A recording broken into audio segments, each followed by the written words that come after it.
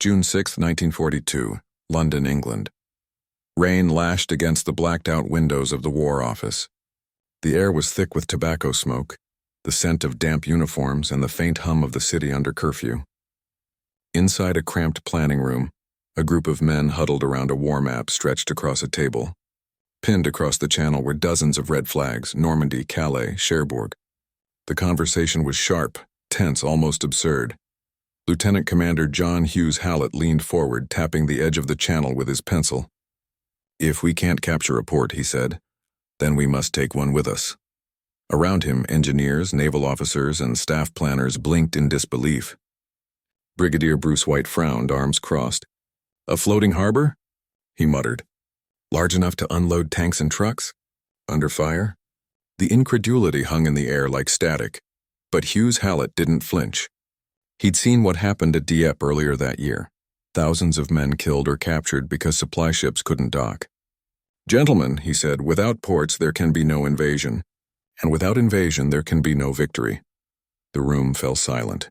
Rain drummed against the glass. Somewhere outside, a distant siren wailed. Thus, the seed was planted, a preposterous idea that would become one of the greatest feats of wartime engineering: the Mulberry Harbors. Within days, sketches began appearing in the margins of official memos: rough outlines of steel piers, floating roadways, and massive concrete blocks that could be sunk to form breakwaters. The concept was audacious: to tow an entire harbor across the English Channel piece by piece, assemble it under fire, and use it to unload men and supplies faster than any army in history had ever done before. But the skeptics were many. The Royal Navy called it lunacy. Churchill himself, despite his fascination with engineering marvels, demanded proof. A harbor made of concrete boxes? He'd scoffed. And what if the sea simply swallows it? So the tests began, in secret along the quiet shores of Scotland and southern England. The code name was simple and deceptive: Project Mulberry. At lock-striven, naval engineers watched as small prototypes of floating roadways bucked and heaved against the waves. Each segment was linked like the spine of a massive serpent, stretching across the water. Nearby, reinforced concrete caissons, codenamed Phoenixes, rose out of the shipyards like leviathans. The sound of hammering echoed day and night. The builders, dock workers, soldiers, engineers knew they were working on something that might never see use. Yet they poured their sweat into every weld and slab. In a single yard, 300 men could be seen driving rivets into steel at dawn, their faces lit by the sparks of torches. "Tell no one what you're making," a naval officer barked as he passed through the site. Not your wife, not your mates, not even God himself. And so in total secrecy, Britain began building 2 entire harbors in pieces, each the size of Dover, each designed to float. By late 1943, the project had consumed so much concrete and steel that local authorities complained of shortages. But the Allies pressed on. The invasion was coming, and the beaches of France would need to breathe. Ships would need to unload food, fuel, ammunition, and tanks faster than German divisions could respond. The question remained: could something so vast, so intricate, survive the wrath of the Channel? On a cold morning in December, Prime Minister Churchill stood at the edge of a test site in Garliston, Scotland. The tide hissed against the shore. Before him stretched a miniature harbor, a web of pontoons, platforms, and cranes rolling gently in the surf. He squinted against the spray, cigar clamped between his teeth. Then with a grunt he turned to his aide. "Well," he said, "let's build the bloody thing." The order was given. Every yard in Britain capable of pouring concrete or forging steel was enlisted. Thousands of men and women joined the effort. The Mulberries were no longer a dream. They were a race against time because the date had been set. And the invasion, the largest in human history, was less than 6 months away. January 1944.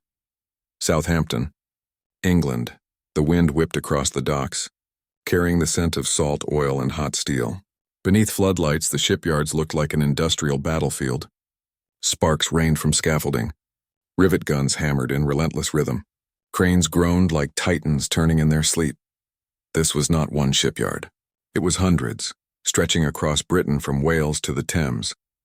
Any yard with a crane or a welding torch had been drafted into service. One worker joked, "We're building something, but damned if any of us know what it is." He wasn't wrong. Even the workers assembling the massive concrete blocks didn't know the full picture. The secrecy was so absolute that components built in Yorkshire were loaded onto trains that traveled only at night. Their destinations were kept off manifests. Every piece was stamped with coded labels: Phoenix, Whaler, Bombardon, Spud, the language of a machine no one understood. At a quarry outside Tilbury, a foreman shouted above the clatter of wedge hammers and blasting caps, "Shift that slab! Move, move!" A team of laborers slid rebar into place while concrete mixers churned non-stop. The caissons, Phoenixes, towered like apartment blocks, some over 60 meters long and weighing up to 6,000 tons each. Their job was simple: be sunk offshore and form a breakwater. But nobody outside the highest clearance knew that. At the same time, workshops along the Clyde River produced the floating roadways, long, flexible steel bridges called whales.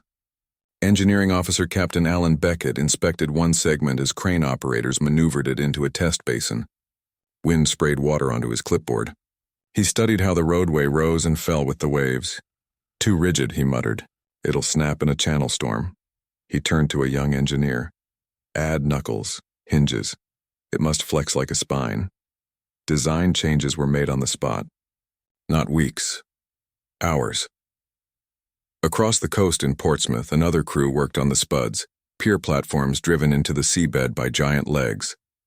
Walking past them, Commander Hughes Hallett nodded with satisfaction. "These will carry the entire invasion on their backs," he murmured. But there was another problem: testing, and the sea never cooperates. March 1944. Garliston, Scotland. Rain slashed sideways across the gray waters of Wigtown Bay. The prototype Mulberry was finally ready. Naval engineers in greatcoats stood beside officers from combined operations. Churchill arrived again, surrounded by staff and stenographers. His cigar smoke curled into the damp air. Captain Beckett signaled the tugs. The floating roadway stretched from the shore and out into the choppy water, connected to a pierhead. As the waves rose, the roadway dipped, smoothly, flexibly, like a snake riding the sea. One of the younger officers whispered, "It shouldn't be doing this." "It should have snapped by now." Beckett just smiled. The structure held. A small tank rolled down the roadway, treads clattering, spray hitting its hull. It reached the pier platform, reversed, and drove back to shore. Churchill exhaled, impressed. "Looks," he said, "like we have built ourselves a miracle." Approval was granted. April 1944, across Britain, the Mulberry parts began moving toward the coast. Phoenix caissons rumbled down roads on giant trailers. Whales were stacked like steel bones on flatbed railcars. Bombardon, floating breakwaters, were towed into harbors to wait. Locals stared as they passed. "What the devil is that?" No one answered. Every piece converged on a single purpose: to be launched into the channel the moment Allied forces secured a beach. Night of May 28, 1944. The Solent, off Portsmouth, fog wrapped the water like a shroud. Engines idled in the dark.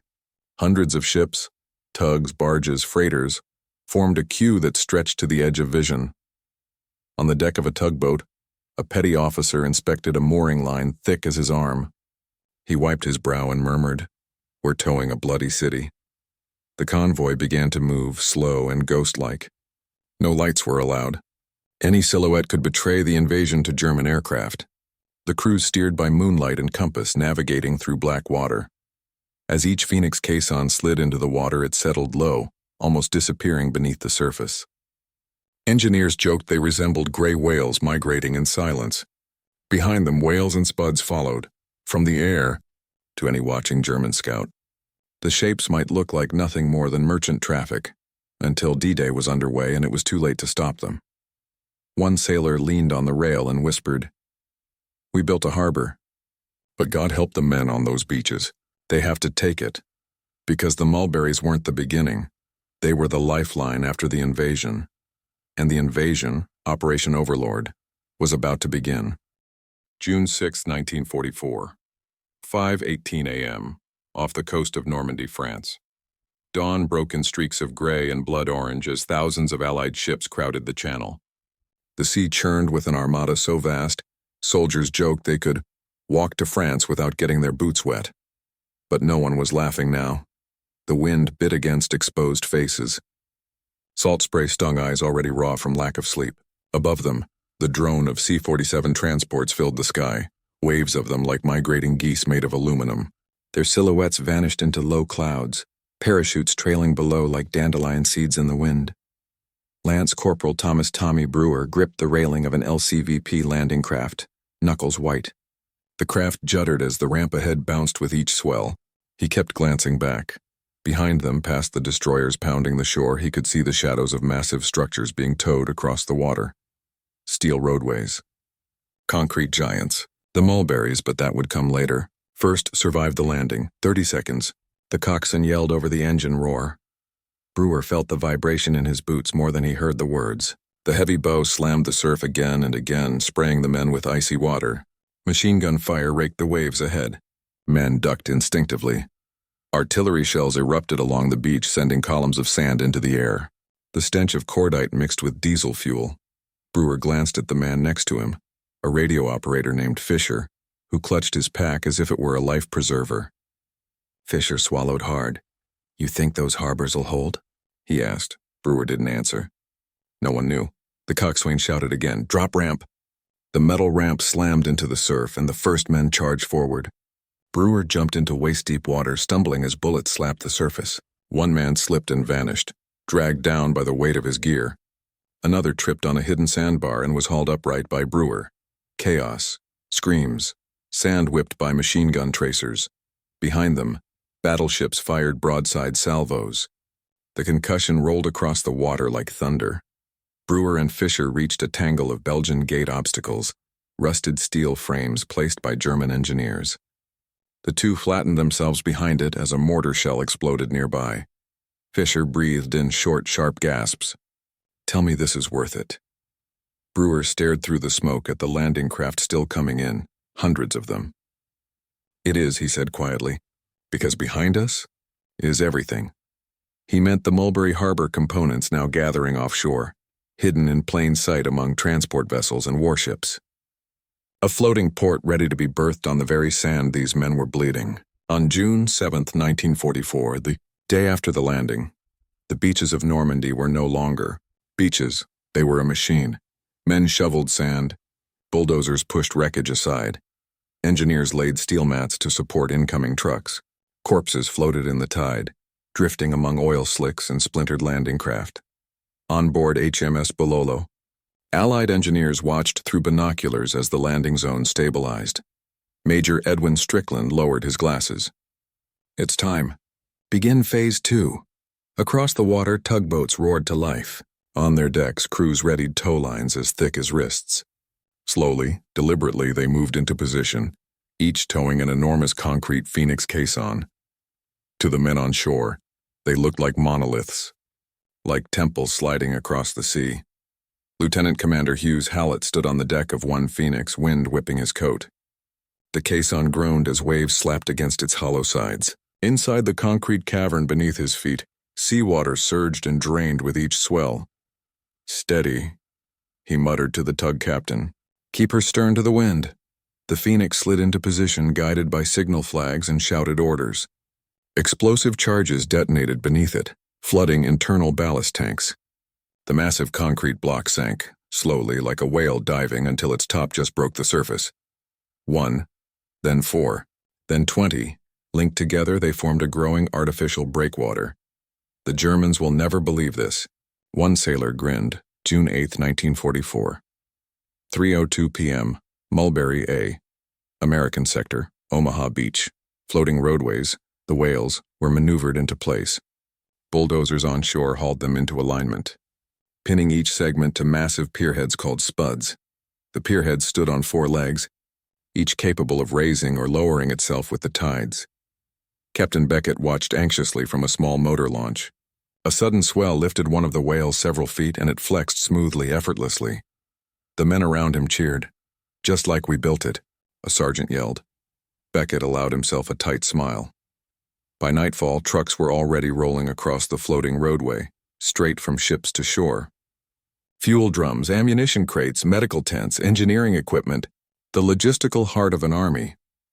Brewer, now assigned to beach logistics, watched a line of GMC trucks roll down the floating pier. Their tires clattered across the steel plating. Fisher stood beside him, exhausted but alive. "We built a city," Fisher murmured. Brewer looked at the horizon, where the silhouettes of Phoenix caissons stretched into the fading orange light. "No," he corrected softly.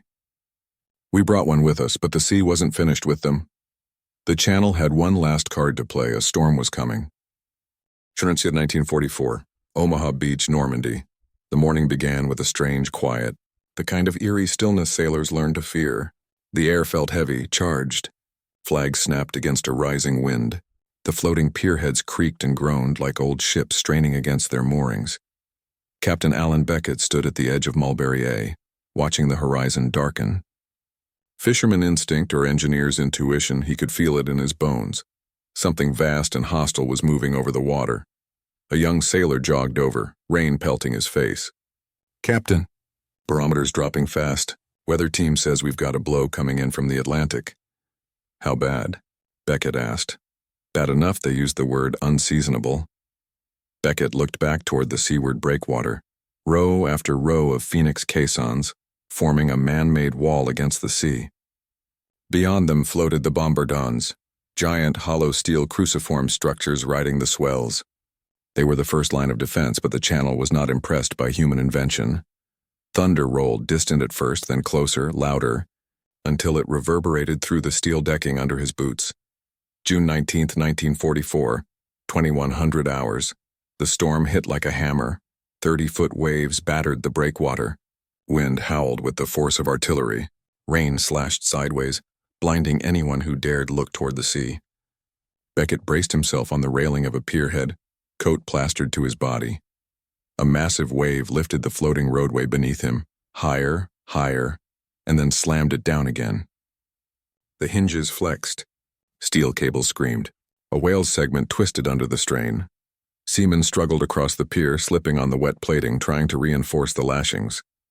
One was thrown from his feet as a wave crashed across the platform.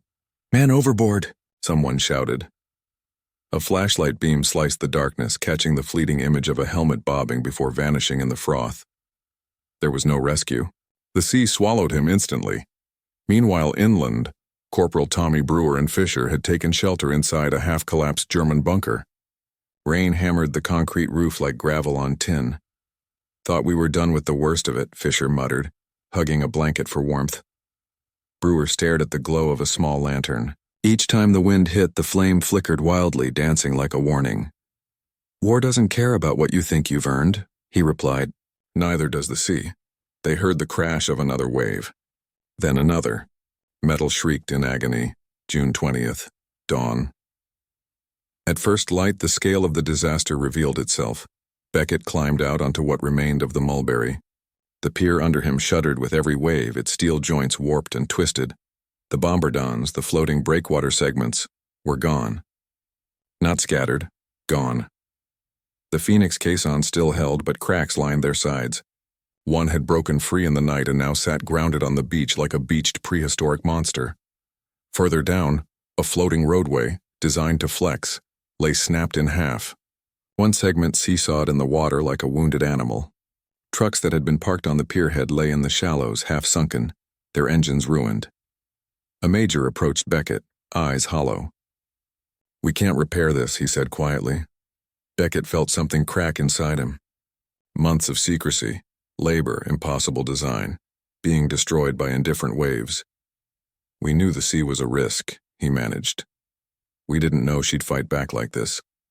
On shore, Brewer and Fisher stood among piles of wreckage, smashed crates, torn canvas, stranded vehicles. The beach, once a lifeline, now looked like the aftermath of a ship graveyard. Fisher kicked a floating ration crate. "All this engineering genius, and Mother Nature still flips the table." Brewer set a hand on his shoulder. "Look at the British sector." Fisher turned. Further east at Arromanches, Mulberry B, the British harbor was damaged but still standing. The Phoenixes there had been sunk in deeper water, the anchoring points better sheltered. Their harbor lived. Omaha's was dying. Later that day, emergency meeting. Inside a camouflaged operations tent, Officers crowded around a folding table. Charts and damage reports littered the surface. Water dripped from their coats onto the paper. Admiral Kirk slammed a fist onto the table. "We cannot afford to lose this harbor." A logistics officer shook his head gravely. "The American Mulberry is totaled." Murmurs rippled through the room. General Eisenhower leaned forward, hands clasped, face drawn. "What are the options?" The British liaison swallowed hard. "The only option: abandon Mulberry A. Move everything through the British harbor at Arromanches." A silence, sour, heavy.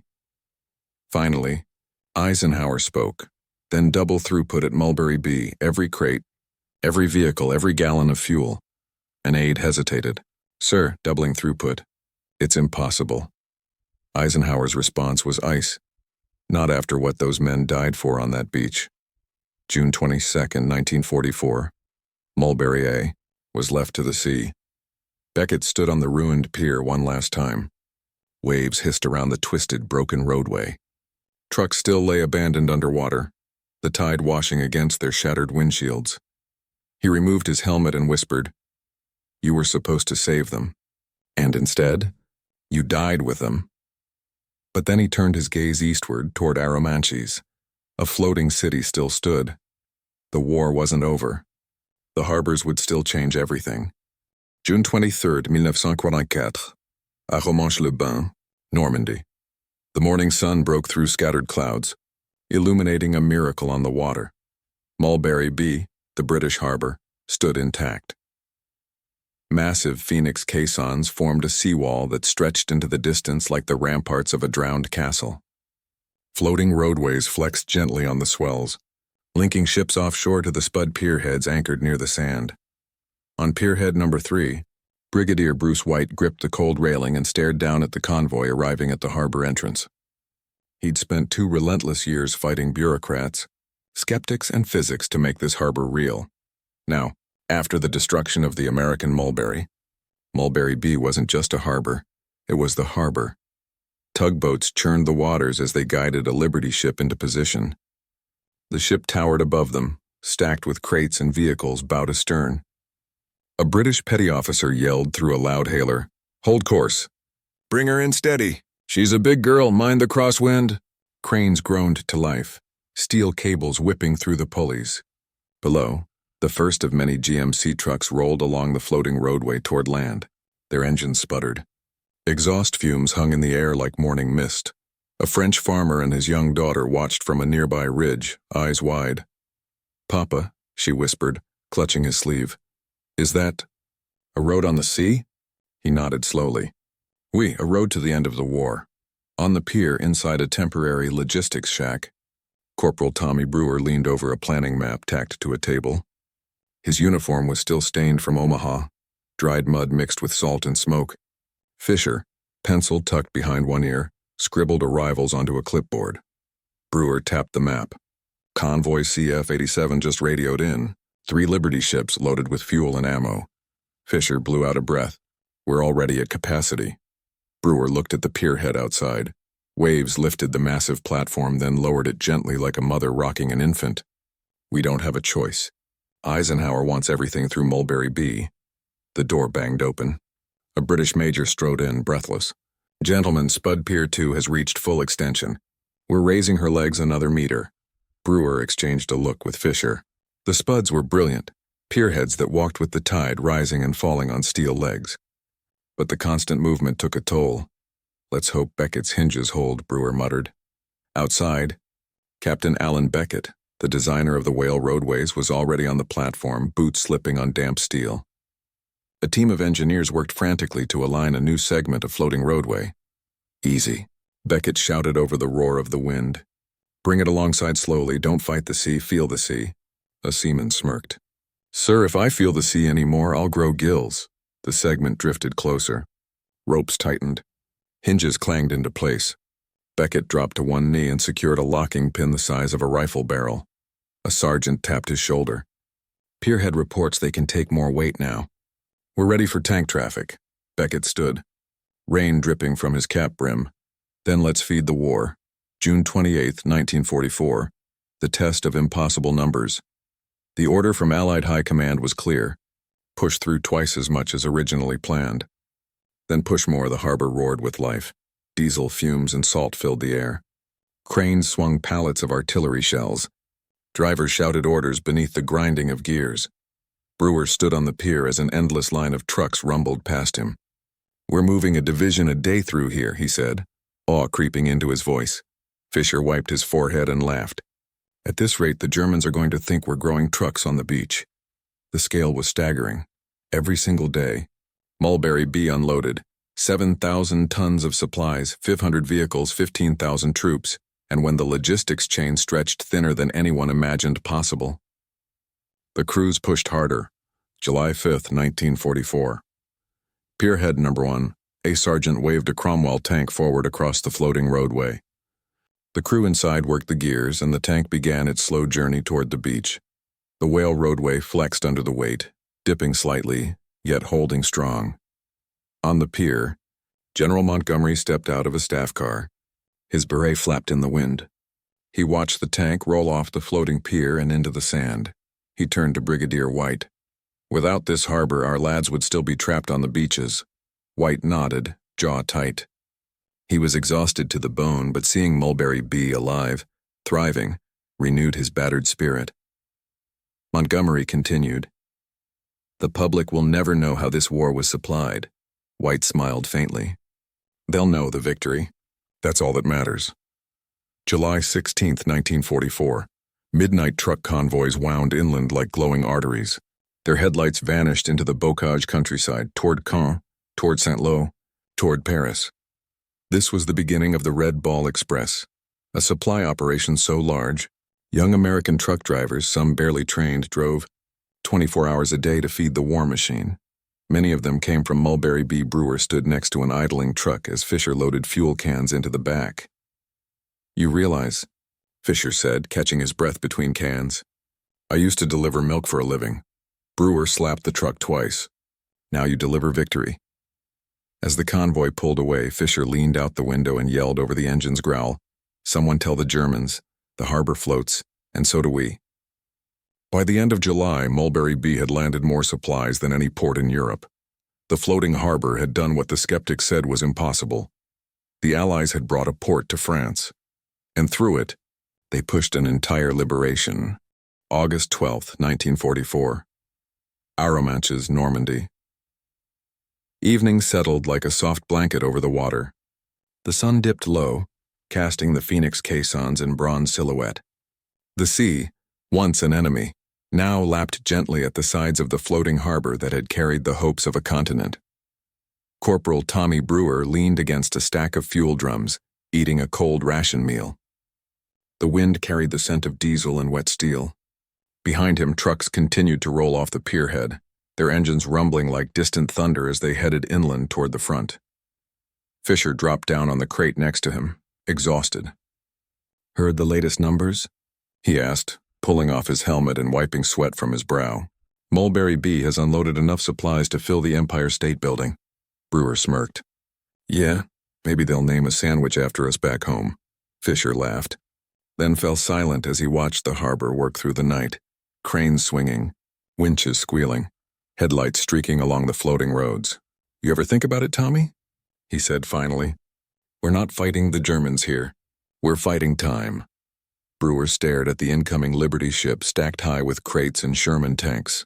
"Time's losing." August 21, 1944. Headquarters tent, Mulberry B operations. Brigadier Bruce White sat hunched over a stack of reports. His eyes were rimmed with fatigue, hands stained with pencil graphite. Rain pattered softly on the canvas overhead.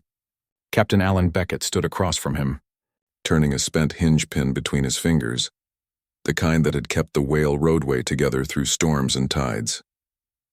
"General Montgomery wants to shorten turnaround time," White said without looking up.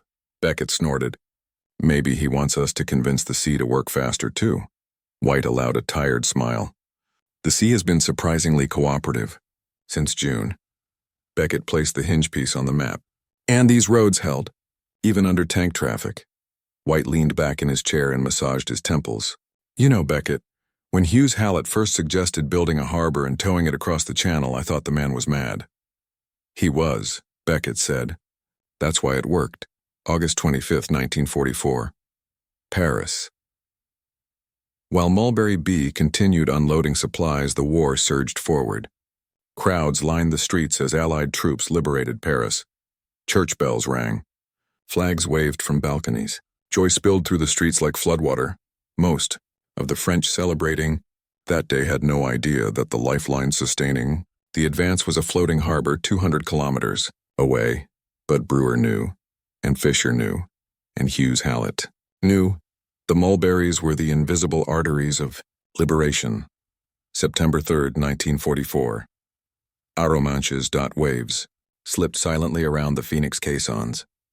The harbor was slowing. Each day, fewer ships arrived. The front had moved far beyond Normandy, toward Belgium, toward the German border.